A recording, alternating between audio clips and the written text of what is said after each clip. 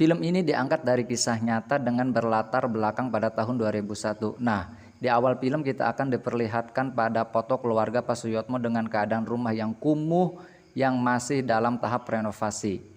Kita akan difokuskan pada seorang anak perempuan cantik yang bernama Nadia yang sedang membawa bubur untuk menyuapi ibunya yang sedang dalam keadaan sakit yang sangat aneh.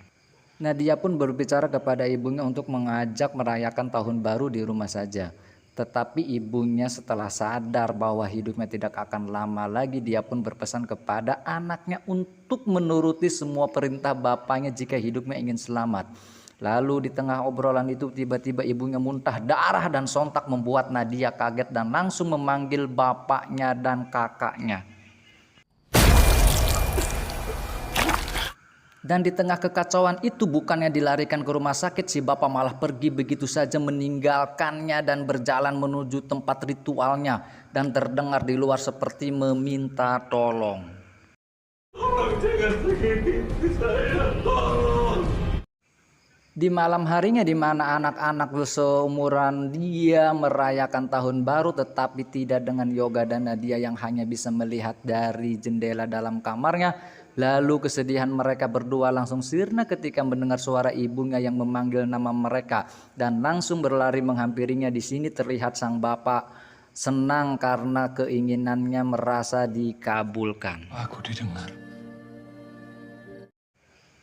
Keluarga ini pun terlihat sangat bahagia dan harmonis, tetapi di tengah kebahagiaan itu tanpa disadari si iblis pun masih mengincar dan membayangi sang ibu untuk dikendalikannya. Dan tiba-tiba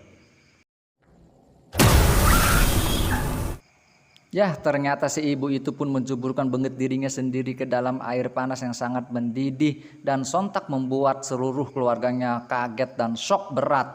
Lalu akhirnya si bapak memutuskan membawanya ke rumah sakit sambil mengajak kedua anaknya. Dan di sini kita akan dilihatkan sosok iblis yang meneror keluarga ini di rumah yang tiada henti renovasi.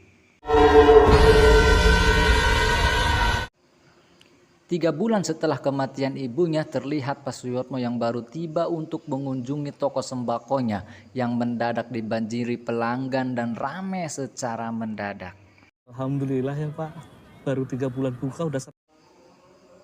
Lalu Pak Suyotmo pun sadar kalau sekarang adalah malam Selasa Kliwon, di mana dia harus menumbalkan seekor kambing untuk ritual di malam hari dan langsung mengutus karyawannya untuk mencarikan embe hidung.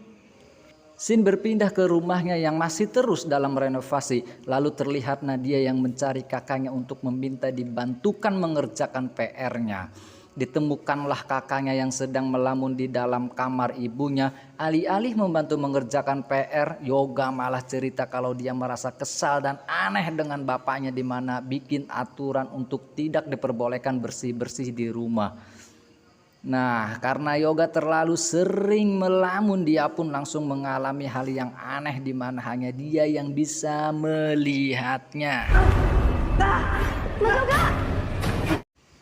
Singkat cerita, mereka pun makan malam. Lalu Yoga pun memberanikan diri untuk bicara kepada bapaknya tentang aturan yang konyol itu.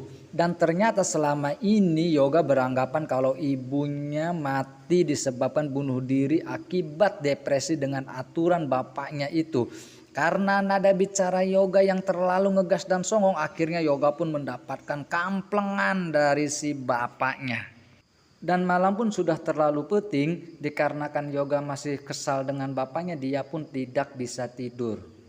Lalu dia mendengar suara ibunya yang memanggil namanya dan dia langsung bergegas mencari sumber suara itu dan dia melihat sosok ibunya di dapur. Lalu Yoga pun mendekatinya secara pelan-pelan untuk menoelnya. Dan ternyata itu adalah bebegik yang sontak membuat Yoga ketakutan dan kaget. Tapi di tengah ketakutannya itu Yoga pun mendengar suara langkah kakinya bapaknya yang keluar dari kamarnya. Karena penasaran pun Yoga pun langsung membuntuti bapaknya. Rasa penasaran Yoga pun semakin tinggi ketika melihat bapaknya yang membawa seekor kambing hitam di tengah segap peting dia. Dan akhirnya Yoga pun tahu apa yang selama ini dilakukan oleh bapaknya. 9 tahun pun berlalu, Yoga dan Nadia pun telah dewasa. Dirasa Nadia yang sudah cukup umur, lalu Yoga pun menceritakan sebuah rahasia yang tidak diketahui oleh adiknya tentang perbuatan bapaknya selama ini. Dan di malam harinya Yoga pun mengajak Nadia untuk mengintip perbuatan bapaknya secara diam-diam. Dan benar saja, Nadia pun langsung kaget dan shock saat melihat apa yang diperbuat oleh bapaknya selama ini.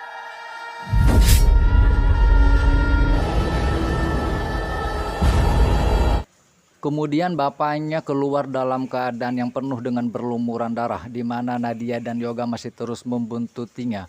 Dikarenakan sudah tidak tahan lagi, Nadia pun keluar dari persembunyian dan menghampiri bapaknya untuk menghentikannya dan meminta kejelasannya. Si Yoga pun malah berlari ke tempat ritual si bapaknya itu dan langsung dikejar oleh bapaknya. Dan di sini bapaknya menceritakan semuanya. Dan ternyata dahulu bapaknya adalah seorang pedagang biasa yang sangat miskin dengan hidup yang serba kekurangan.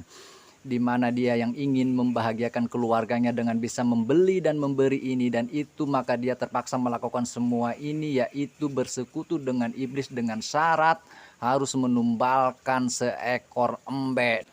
Tapi entah kenapa si iblis itu pun malah menginginkan tumbal anggota keluarganya dan mulai meneror sang ibu. Setelah mendengarkan penjelasan itu, Yoga pun marah sejadi-jadinya dan mulai mengobrak-abrik tempat pemujaan si bapak itu.